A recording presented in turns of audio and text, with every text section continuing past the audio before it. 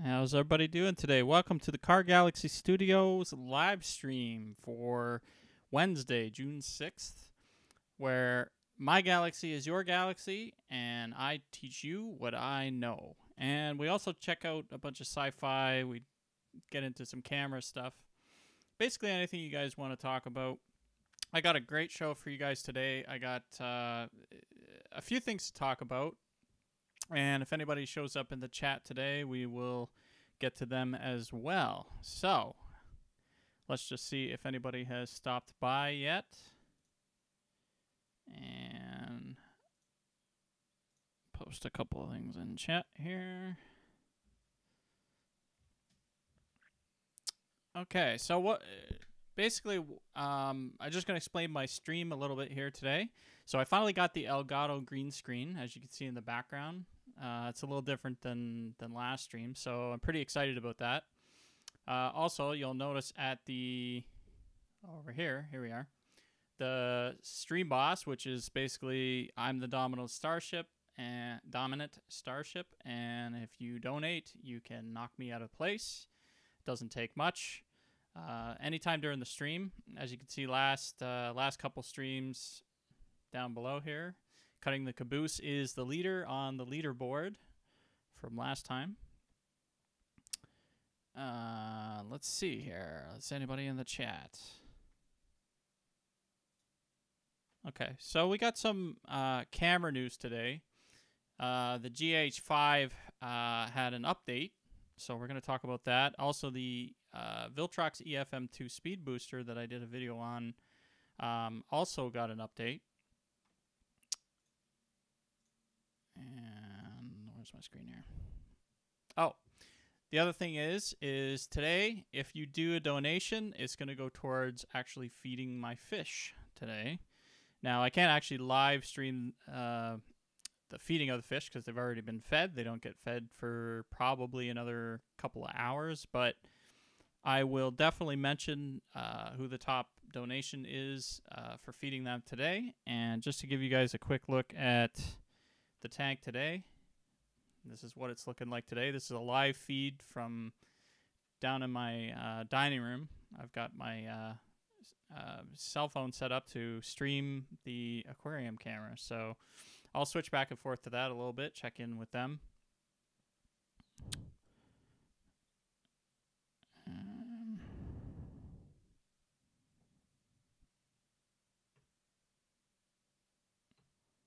Switch back to me here. So a couple, we got also has some news items and just some general television movie stuff.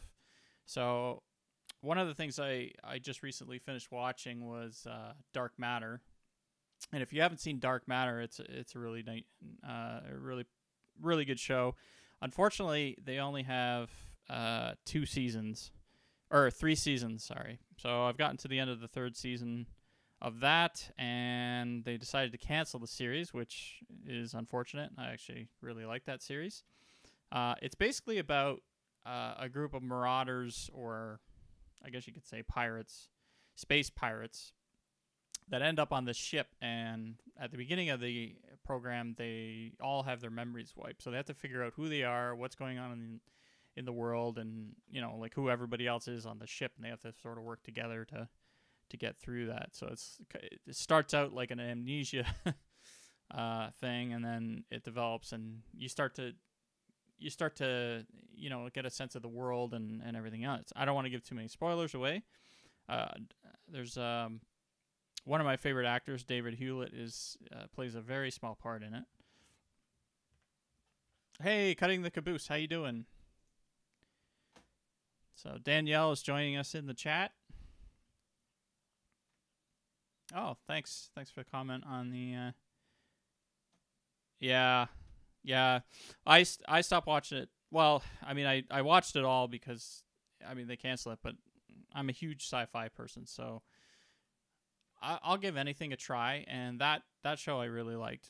Now, the other one I want to start watching again, because I've only watched a little bit of it, is called The Expanse, and apparently that one is also I think that one's also being canceled. But they're having another season. I have to go back in my notes, but So that's another cool show. New news on the movie front. So there's going to be 2 Star Trek movies. One of them is going to be directed by Quentin Tarantino. That one is supposed to be out soon, apparently. So, and one of the script or the storylines for that one is supposed to be that Kirk goes back and tries to save his father. At the moment where Nero is attacking them and going to kill the I forget the name of the ship, but going to kill that ship, and then of course his mother is in an escape pod with him as a baby, right? So it's going to be interesting to see what the play on that is, whether they're going to try to like what the reason is for saving his father other than being a family member. Star Trek Discovery, I don't know if any of you are following that. I've gotten into it a little bit now since I've had a chance to watch the rest of the season episodes at a friend's place, and it's been quite a roller coaster on that show for a first season. I would never have written a show like that myself. They made a lot of mistakes and a lot of choices. They changed it too much, I think, in the first season, and to actually bring the Terran Empire into the first season is in my mind is kind of like the writer's way of trying to add excitement and conflict, but it's kind of almost over the top. And then the way they wrote the Klingon War, it wasn't good in my opinion at all. However, towards the end of the series, and also episode 10 was directed by Jonathan Frakes, which was nice to see. It's going to be interesting in season 2, so I'm getting a little more into it now. But definitely the first season was a roller coaster. Yeah. Huh. So Danielle's just saying that she only tends to start watching a show once it's been picked up for a second season, or is at least allowed to end. Yeah. I mean, the television industry in general, I think, is suffering from what most of us are suffering from these days, which is a lack of money or funds. Money's tight, production budgets are cut. They have to be networks have to be very picky about what shows they're picking up. And it seems to be more and more now. The trend is, okay, the shows that have the higher budgets, there's not many of them now. Maybe for the networks they might have a little bit more money still, but even that, like with the competition between Amazon and Netflix, and everybody's doing their own productions now, they really have to be a little more picky. That being said, there still are shows that will get picked up because there is an audience for them. So, oh, no worries. So, that is it for that. Oh, the other news was that Jonathan Frakes was actually here in Niagara Falls at the Comic-Con.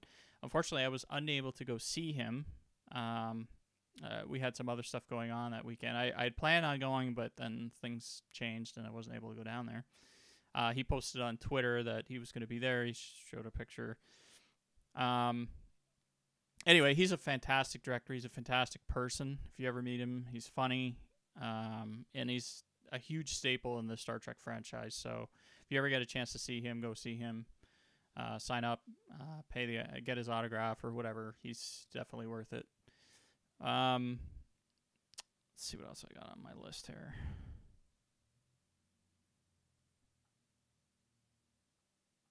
So let's see if anybody else has shown up in the chat.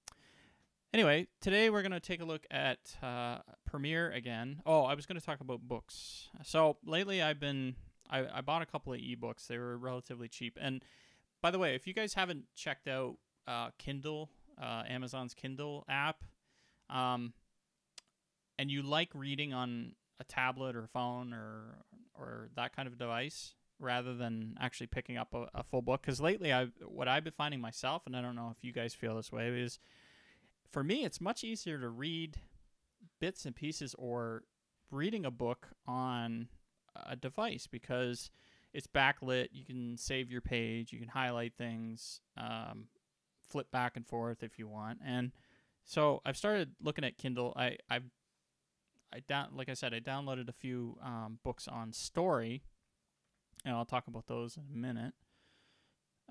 Which I'm just starting to get into. I haven't read them all yet, but and the reason I'm looking at story is I want to try to get into more writing. It'll help like my filmmaking skills, but it'll also give me I sort of get more out of and get a better perspective of how television and film is made. So, and everybody keeps saying, "Oh, well, you have to have a story and this." It's not an easy thing to digest in terms of there's a lot of structure to it, but there's also a lot of creativity to it. And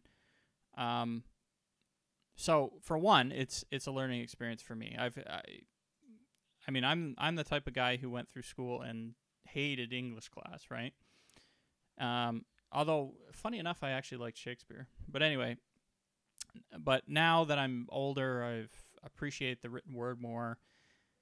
And also kind of enjoying the script writing process a little bit. Like it's quite different than, say, writing a novel. They're very different. And I might go into some of that in a future video. Oh, hey, you real estate whisperer. How's it going? Yeah, we had a discussion the other day. That was great. So for those who don't know, I've been dabbling in real estate video and trying to get that up and going. So your real estate whisperer was kind enough to have a discussion with me online the other day, and it was good.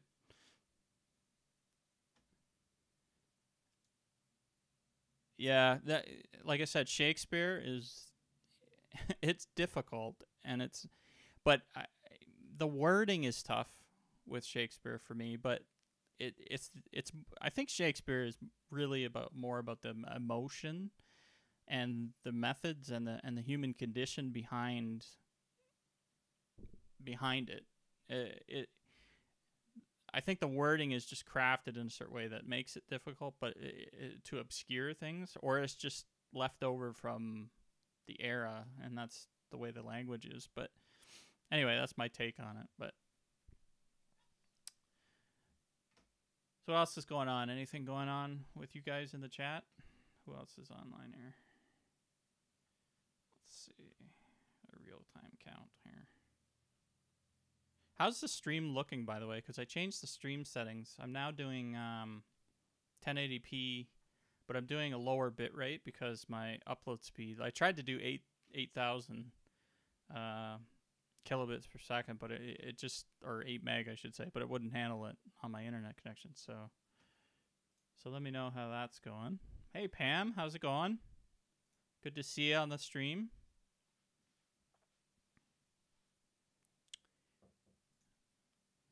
Oh, that's my wife.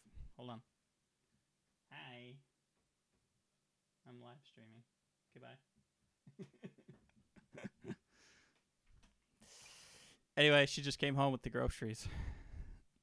Just coming home from work, so. Let's see what else is going on here.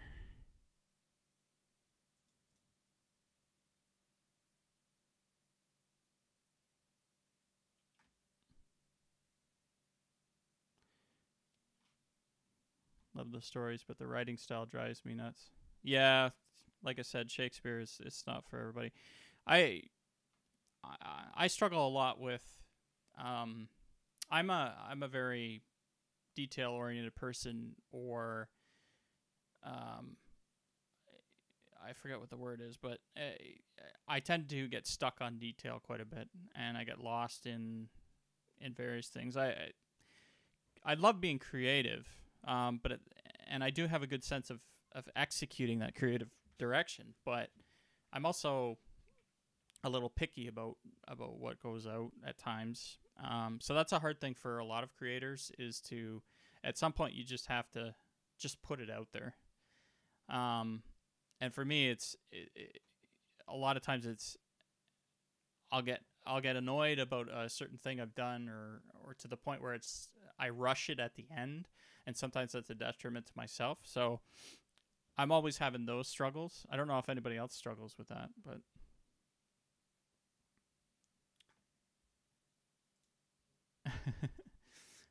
yeah, I'll tell my wife Pam you said hi. She left the room. So anyway, I'm just gonna continue on here unless you guys have anything else you want to talk about. I'm gonna go into Premiere a bit and talk about video proxies today. So, oh, she's sneaking up on me. That's Jenny, everybody.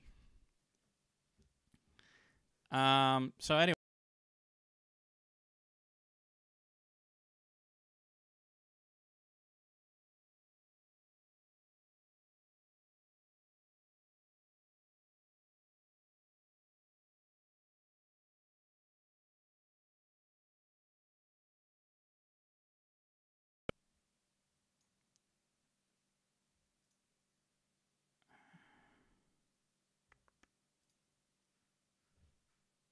Stop the webcam.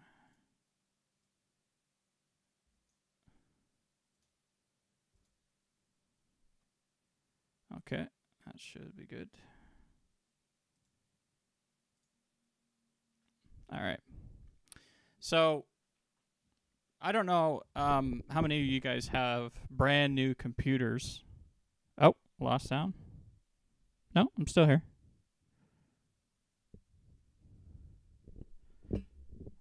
Well, let me know if you can hear me or not.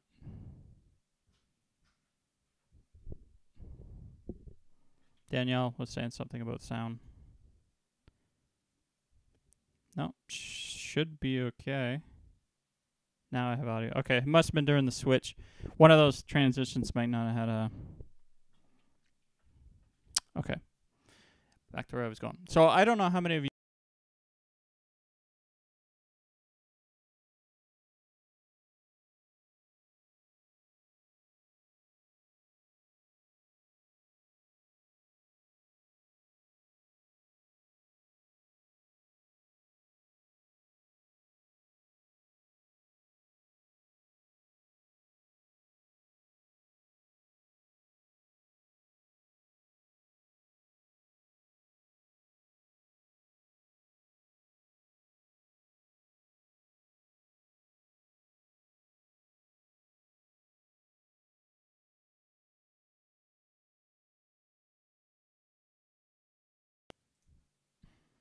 Oh, now it's back again. I wonder if it's overheating.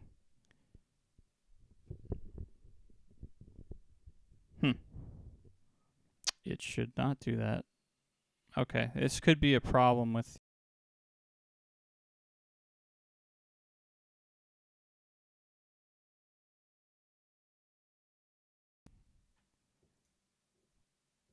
Okay.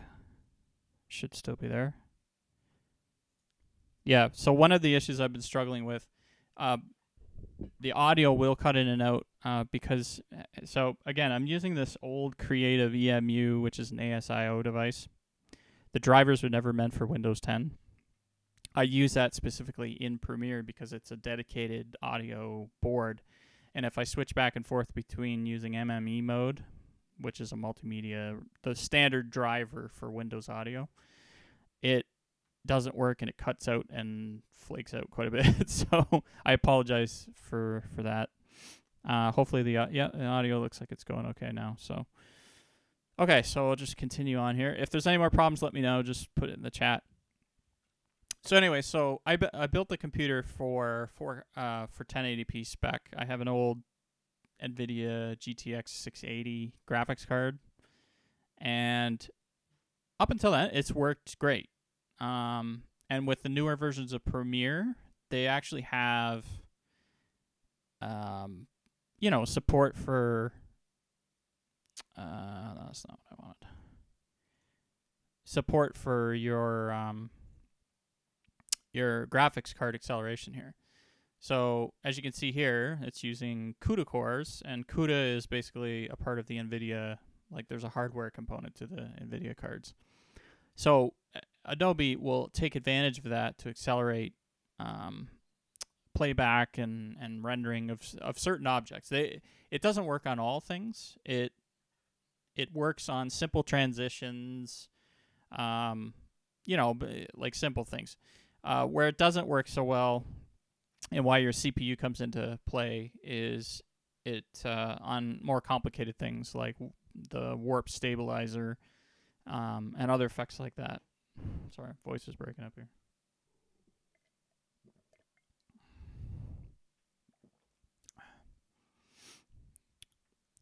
So, that being said, when I first got my GH5, I had to import 4K footage. And 4K footage is pretty heavy. I'm just going to go to... I'm going to go to a recent project I just did. And if you want to see the video on this too, by the way, it's the recent video on my channel I just did. Except that they're not there. They're in here. So if I show you, for example, oh, and this is a cool little program too. If you guys download this, it's Media Info, and it's a little add-on for Windows. I'm not sure if they have it in Mac or not, and it tells you basically the stream. So these streams are obviously 4K, so 4K UHD, and for the slow motion ones, they're a slower bitrate. But some of the clips that I actually have are, oh, that's not one of them. Anyway, I may not be able to find one on the fly here, but anyway, some of them are 10-bit and they're at near 400 meg per second. So they're pretty significant file sizes, and the reason for that is all the detail and that's kept within them. So you want to try and keep that detail as much as possible. But when you're editing, you playing through an actual, like, I'll bring a couple in here just to show you. Takes a second to import them. So when you're editing these and you put it on the timeline,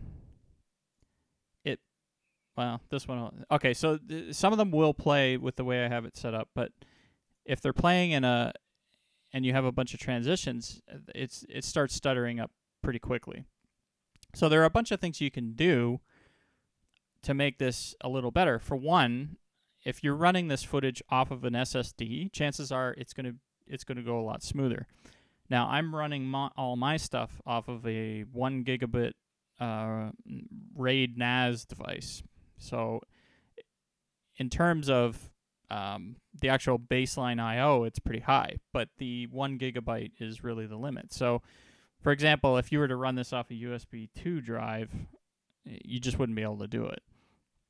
So I/O is also important. However, my point is that once you start adding transitions and effects and titles and everything, a lot of times this just won't even play through. It'll just start lagging. Now it's not here, but that particular clip seems to be okay. And the other thing is your graphics card will accelerate playbacks as well. So my graphics card, even though it's old, it still has the ability to play 4K content. That's probably why this is playing okay. And you'll notice here where you have the yellow bar, that means it doesn't have to be rendered. But watch what happens when I turn off acceleration. And this is where you're going to see what the computer is actually doing. So acceleration is off. See how it's starting to stutter a bit. Okay, so that's all based on, yeah, see now our playback is just getting horrible. So, what does this mean? Well, there's a couple things you can do. You can either get a brand new graphics card, and I highly advise you actually do that if you have the funds for it, but unfortunately GPUs are super expensive at the moment. So that's one way around this particular issue. The other thing is that you can use what's called proxies, and I've recently kind of come across this. Now I've known about them for a while, but I just didn't know how to really use them in Premiere until this recent project. So proxies are pretty. Basically, what proxies are they are a placeholder file for your video. So what you do is you edit on the proxies in your timeline instead of the actual video. And Adobe Premiere makes this pretty easy. So if I go over here, this little icon here, which is normally under the plus icon for proxies, is currently turned on. So I'll turn that off for a sec. This is the toggle proxies. So if this is off like it is now, you're not using proxies. If it's on, you're using proxies. But we don't have any made yet. So the first thing you have to do is actually make some proxies. So all you do is you right click on the actual files. Now you can do this before you've actually imported files or after you've imported the files and you create them manually. So a couple different settings there too. On your project file template or your project settings. No, it's not under sequence settings. It is under, where is it? I think it's under the project settings. Project settings, yeah, ingest settings. So when you set up your project template, you can set this as a default, but it always resets. So on ingest, you can tell it, go here. As soon as you bring in files, what do you want to do with them? Do you want to transcode them to a different codec? Do you want to create proxies, or do you want to copy those original files from the directory you're copying to and create the proxies? For this example, we're just going to do create proxies. So the next thing is it's asking you, well, what codec do you want to work in? And as an intermediate codec on Windows, I tend to choose GoPro Cineform. Now I have the GoPro codec installed because I have GoPro cameras and stuff.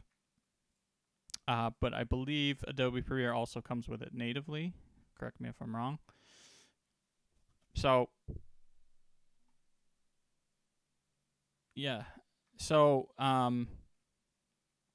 so on here, it's giving you a couple different options for resolution and for your codec. So whatever your computer can handle. If you're on a laptop, for example, that is extremely limited in its performance, it doesn't have a dedicated graphics card, that type of thing, then you can choose one of the lower ones here. Now, you have to take into account your aspect ratio for your footage. So a typical camera is going to be shooting 16:9 or what's considered television widescreen. So a 1920 by 1080 downscales nicely, mathematically, to like 1280 by 720 as example. However, 1024 by 540, if we do the math, see, if we do 1920, divided by 1280, 1280, screwed that up. So if you divide that by 1920 by 1280, it's 1.5. So it's an even number. Now if you try 1920 divided by 1024, you get an odd number. So that's for a different aspect. Okay. And we won't get into aspects here. I do have a video that explains aspect ratio in my anamorphic video if you want to check that out. So for all intents and purposes, a 4K video. Actually, I should do the calculation for 4K just to show you. So 4K is not actually 4K.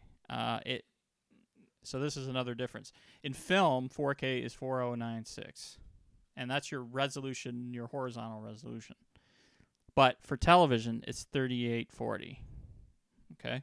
So if you divide that by 1280, it's 3 times. So it's an even division. So that's what we want to pick. So for our footage here, we're going to choose Cineform. And Cineform, for those that don't know, is similar to Apple ProRes in that it's a lossless format, or it's a lossy format, but it's an intermediate codec. There's only a little bit of loss on the first time you convert it, and it keeps a lot of the resolution and a lot of the colors and that type of thing. It's a really efficient codec. So and it's really easy on your computer's processor. So if we're not using a graphics card, Cineform is a really good intermediate codec. So we're going to do that, and then we're going to go down and choose our location. Now, on my machine, I have set up an SSD drive specifically for proxies, so that when I'm using proxies on the system, they're going to get even more of a boost when I'm editing. So as you can see here, I've already created a directory here. So we'll select that folder, and we'll hit OK. Now the one thing you're going to notice in 2 seconds here is that these files. Okay, so that was the ingest settings for new files.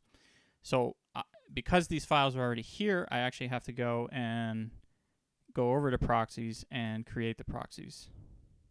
Okay, so I have to pick the same settings as I did before. Okay, and I have to choose the file again, for example.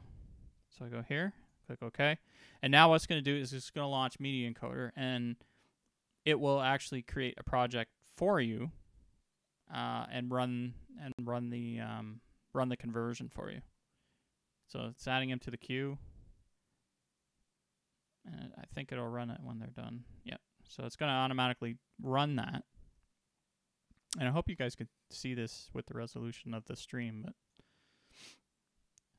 so it's going to run through those there, and then it's going to put it into the proxy folder for you. Now, the one thing I wasn't sure when I was doing this is if you do it manually like this, does it automatically attach them when you do it manually? I think the answer is no. So you actually have to go in and attach the proxies. I'll show you that in a second. I'm just going to let this complete. It shouldn't take too long. These are short clips.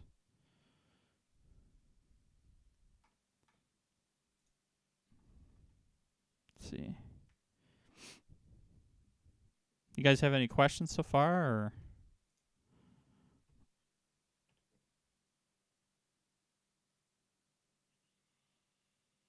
Let's see. Okay. So the proxies are done. Okay, so we're going to close Media Encoder. Then we're going to go back to the original files up here, and we're going to attach them. So we choose proxy and then attach proxies. And it's going to say, and I'm just going to link the first one. Okay, and I'm going to attach it, and then it's going to ask me, where the folder is. So I'm going to attach that, and you match the right file name, and you hit OK. And if it's in a sequence, it should find all of them. Okay. And then over here, we have to remember to go in and find the proxy connect tool, and you can drag that tool out to the line so it's always there. So I've already done that. So I'm just going to turn that on now. I'm going to drag all 3 clips to here. Okay. And if all goes well, we should be using the proxies. So if I scrub along here.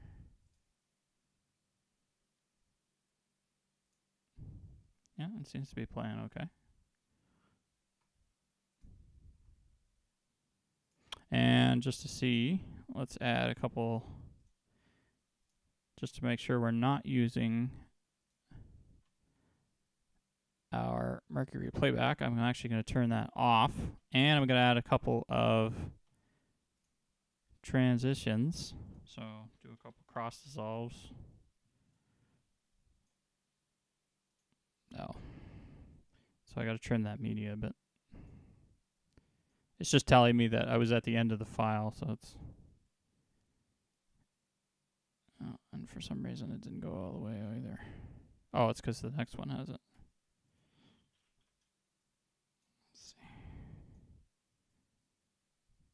There we go.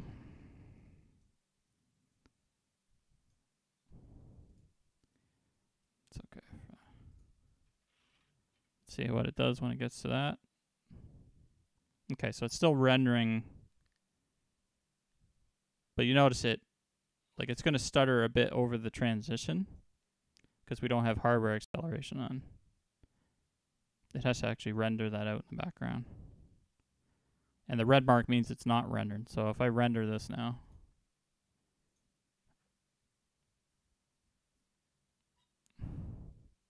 that's because I have hardware acceleration on. That's the other thing. Like the hardware acceleration really makes a big deal because when you're working on the fly, so if you're working on a laptop that doesn't have hardware acceleration, oh, morph cuts, yeah. Yeah, I haven't actually played with morph cuts too much. I haven't really found a use for them. They're more for like when they're doing interviews and stuff, right? Like when somebody's saying something and you have to cut a segment out and the head moves a little bit like that. The morph cut will sort of bring it back to where it is. Or make it more organic is what I should say. Okay, so that rendered that out. Now again, if we turn on our acceleration back on, and I'll do the one that didn't. Oh, actually they both rendered. So let me do, let's delete the render files just to show you. And it should just go. Now there's going to be some repetitive frames here, but that was a lot smoother. Anyway, and if we put this clip on the end and put a couple of these clips,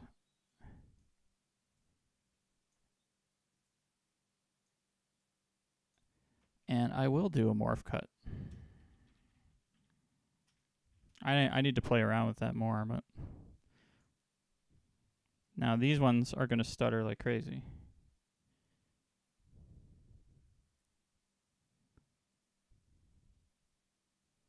Actually, it shouldn't stutter, should it? It still is. Morph had nothing to lock on now. Anyway, we turn proxies off. I think will suffer a bit. It should show drop frames here. Yeah, see now we're into the yellow.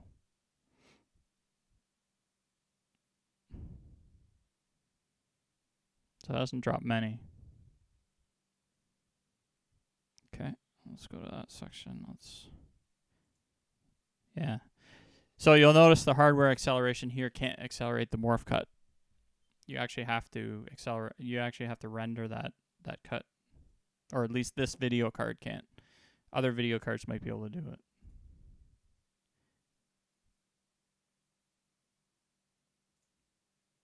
Yeah, it didn't even do it there.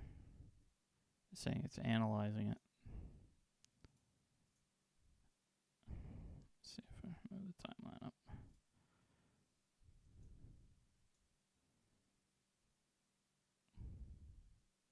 Oh. Center cut.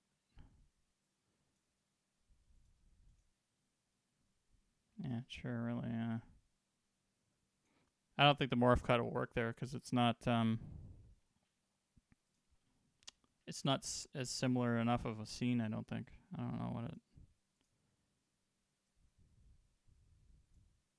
Anyway, the proxies, you get the idea. So the proxies are off right now. You're going to have more drop frames on an older system.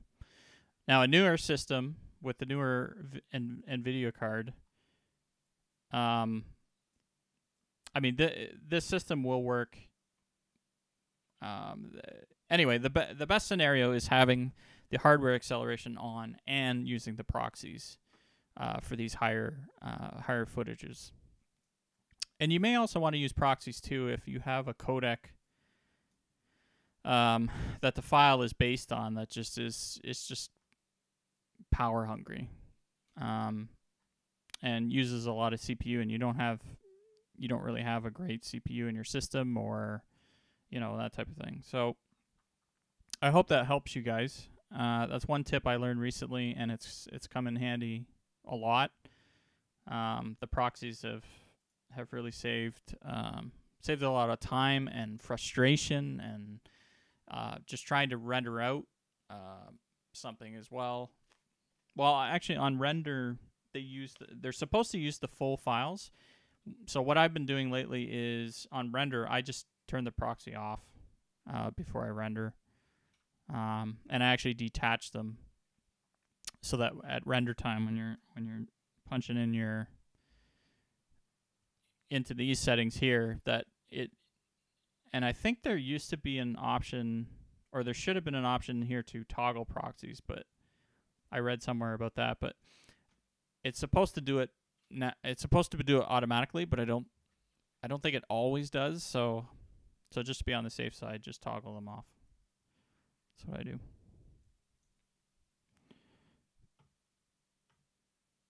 All right. Let's see, we go in the chat here. So was that helpful for you guys? Do you guys want to see more Premiere type stuff? I'm always learning in Premiere. I've actually been on Premiere since version 5.0, and that was way before Creative Cloud or anything like that. That was, we're talking early 90s.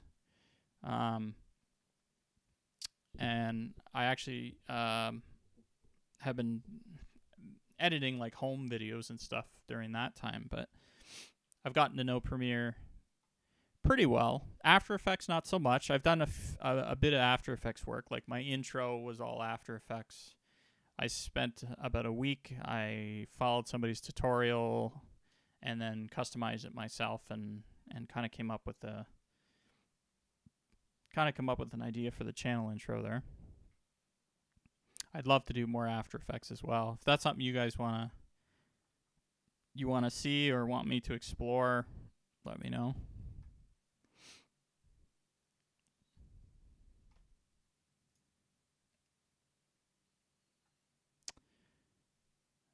And okay, I'm just getting back on track here. Just give me 2 secs.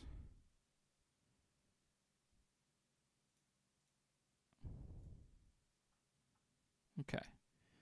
So, next item is, hey Savage, how you doing?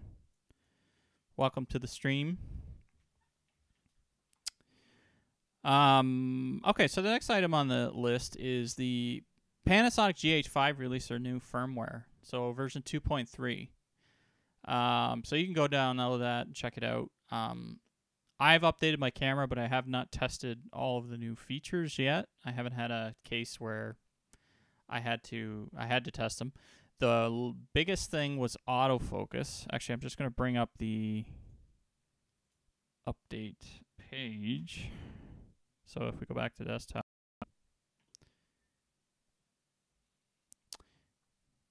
So the list of improvements are the autofocus improvement in video mode has been improved. Autofocus at the 180 degree. So the GH5 is a kind of a more of a film camera, or I should say filmmaking camera. And instead of well, they have both. They have So, okay, let me go back to regular photography has, when you're adjusting your shutter speed, it has a certain way of displaying that, and it's usually in seconds. On the GH5, you have the option of turning that into degrees, and I won't go into the whole shutter angle versus timing issue, but I do have an article on that on my website where you can check out. Oh, thanks, Savage. And you can see that it basically goes back to the old film analog times when you basically had a manual shutter that actually rotated in the camera. And by camera, I mean like their old film cameras that actually ran film through it. And that rotating piece, if the window was open bigger or it was open or it was closed more, would actually control the amount of blur you had in the resulting film. Well, they've translated that into digital now, and the same concept applies. So the greater your shutter angle, the more blur you're going to have. The less shutter angle you have, the less blur you're going to have in the image. And that's an optic thing with your eye and your brain and just how that works. So the big controversy a while back with the GH5 was that because of most filmmakers setting things to 180 degrees, which was sort of the sweet spot of, the film blur versus not film blur, as soon as you hit 180, the camera would be very slow in autofocus modes for video. They soon found out that setting the camera to 179 degrees fixed the problem. And everybody was like, oh, well, why is it 179? So there was this big talk about, you can only fit so many cycles in before the camera has to create another cycle, which means it slows down the processor. Anyway, technical thing. That is now fixed in this improvement. So I'm looking forward to testing that and seeing what the shutter angle is and whether it's in all modes, 4K, 1080p, and all that. So that's a big one. So this is a minor one which I wasn't aware of. So the in-body image stabilization for the GH5, first of all, it's fantastic. I've shot handheld. I just shot my last video if you guys want to check that out. That's all handheld. I guess there are some minor distortions occurring while walking when using the specific Panasonic lenses. I don't know if this is limited to just Panasonic lenses, but I did experience a few kind of issues with distortion related to the IBIS without the Panasonic lenses. I'm using adapted lenses, so I'm curious to see whether this is actually fixed in that. Apparently they fixed the sound a bit, but nobody really uses the in-camera sound. They've added a couple new things. So this is one thing I haven't tried yet, is because the GH5 is also, it's a camera and it's a video or film camera. When I say film, I mean cinema style camera, not actual film. I haven't tried shooting in monochrome yet. And I was on Photo Joseph's blog about the improvements and stuff, and he was talking about how they've also added this grain effect, which for those who like that old school looking photo grain, it really is it really looks like you shot on film. So I could see that being useful for some photos, and I think it's available in video mode too, but I'm not sure. I mostly shoot in Vlog L anyway.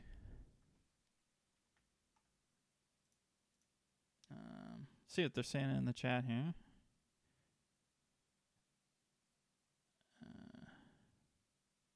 Oh, okay. Looks like Cutting the Caboose, Danielle and Savage Scientist are talking.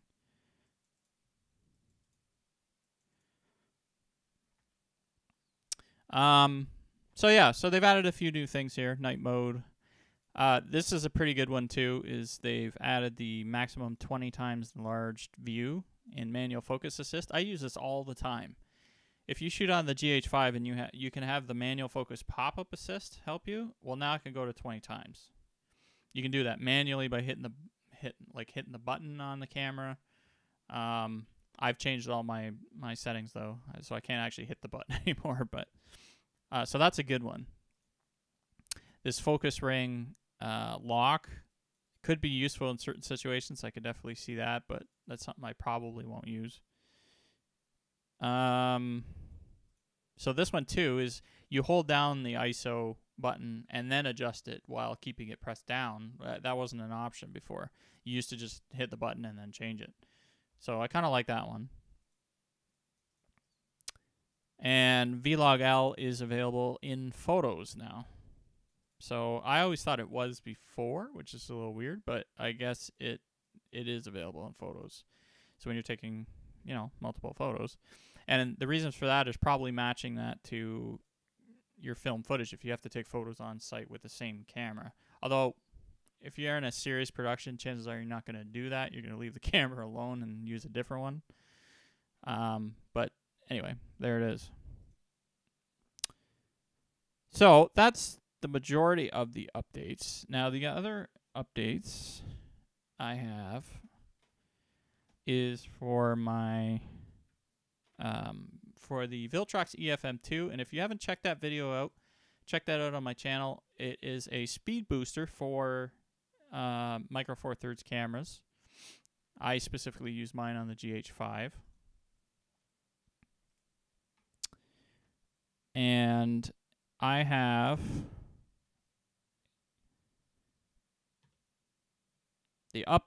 this is the compatible list for the Viltrox. There is a new firmware, version 2.3, now available for the Viltrox. It's supposed to fix a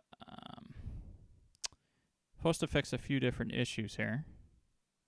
And the issues I wrote down are, sorry, just getting to them.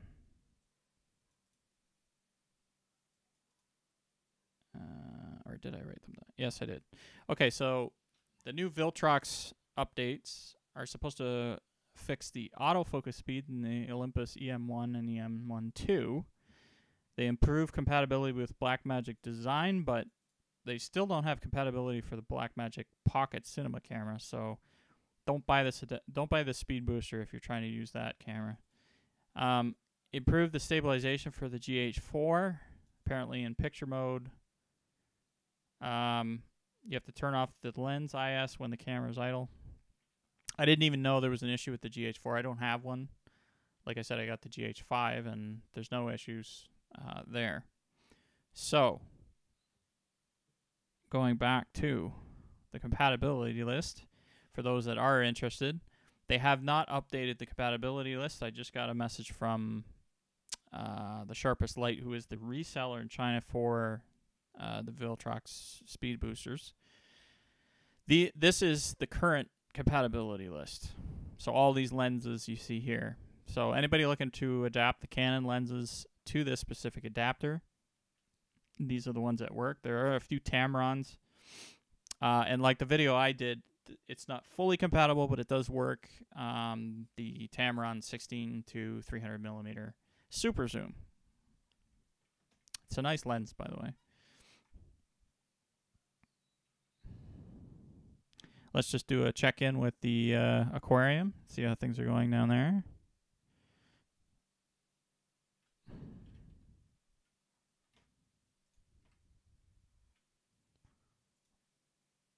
Okay. All right.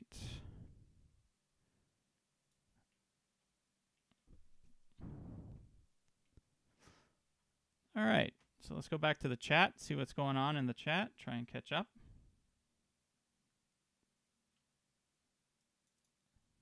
So Cutting the Caboose said a little bit ago that brutal, recording 15 shows in the first week. Yeah, that would be tough. I've actually been slacking the last number of weeks. Well, I've had other stuff going on, but I can't, there's no way I could do 15 in a week. So, wow. That is work ethic. That's amazing. I'm going to try to do a weekly show, but on this live stream. But really, if there's not a lot of news, I'm going to try and balance it with news and tutorials and stuff like that when I learn things. So I'll gather up a bunch of stuff, and then when there's a bunch of stuff I want to talk about, I'll do a live stream. So if I miss a week or two here or there, that's just kind of the way it is. All right. See you, Danielle. Thank you for joining the stream and being supportive. Look forward to seeing you on next stream and others. No, there's no Nemo. This is a freshwater tank. Nemo is actually a clownfish, and he's in a saltwater tank, and I haven't got into saltwater yet.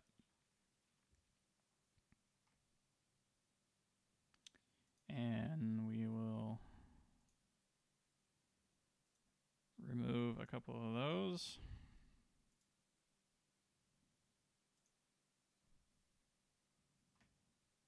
Looks like a spammer has gotten into the channel. So, the last thing, I'm just going to check and see if I missed anything in the chat. Looks like there's 5 of us at the moment.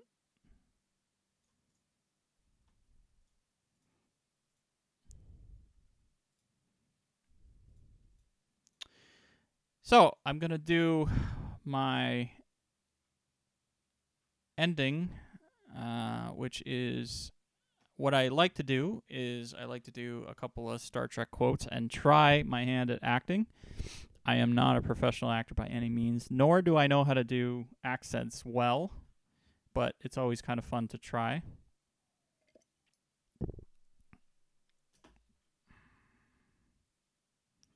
And so, here we are with the Star Trek quote generator that I found online. I just did a Google search and came across it one day. So we're going to see if I can do a quote here that, let's find a short quote. The longer quotes, I have to sort of channel the actor or be really comfortable with the actor. So let's see what I can find here. That's a bit too small, and I know exactly what that one is from. That's a little depressing. Let's see.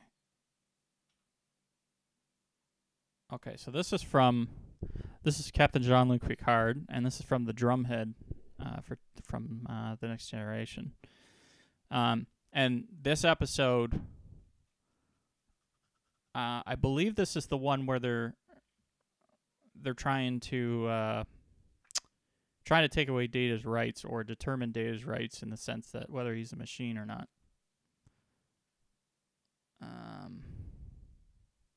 I might be wrong about that. Anyway, let's see if I can channel Picard. Gotta get ready for this. Schedule. They say schedule differently. All right. With the first link, the chain is forged. The first speech censored. The first thought forbidden. The first freedom denied. Chains us all irrevocably.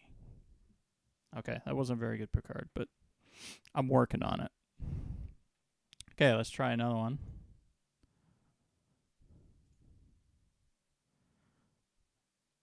Oh, okay, so this is Wesley Crusher from Parallels. This is the episode where the Enterprise ends up... There's some kind of spatial anomaly, and it ends up the parallel universes go into the same universe. So Wesley Crusher's like, Captain, we're receiving 285,000 hails. That was a good episode, actually. I like that one. Anyway, that is all I had for today. If anybody has any questions or anything before we... yeah, you want a board cube. I don't know. It doesn't. A Borg cube doesn't look like it'd be a nice place to live.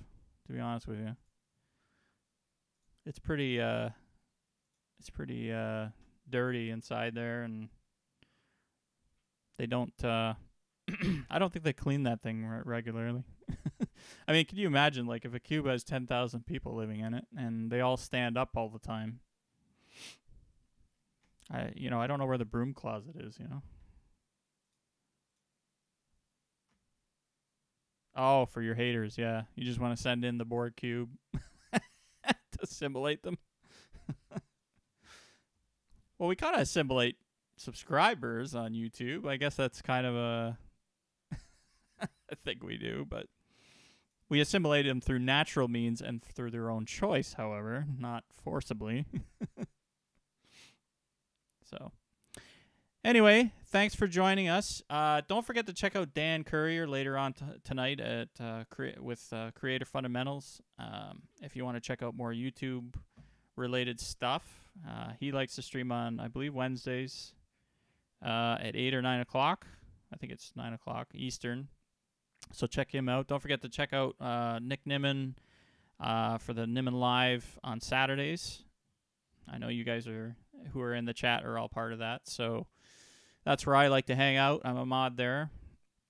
And join us for that show every Saturday, starting at 9 p.m. or 9 a.m. Eastern.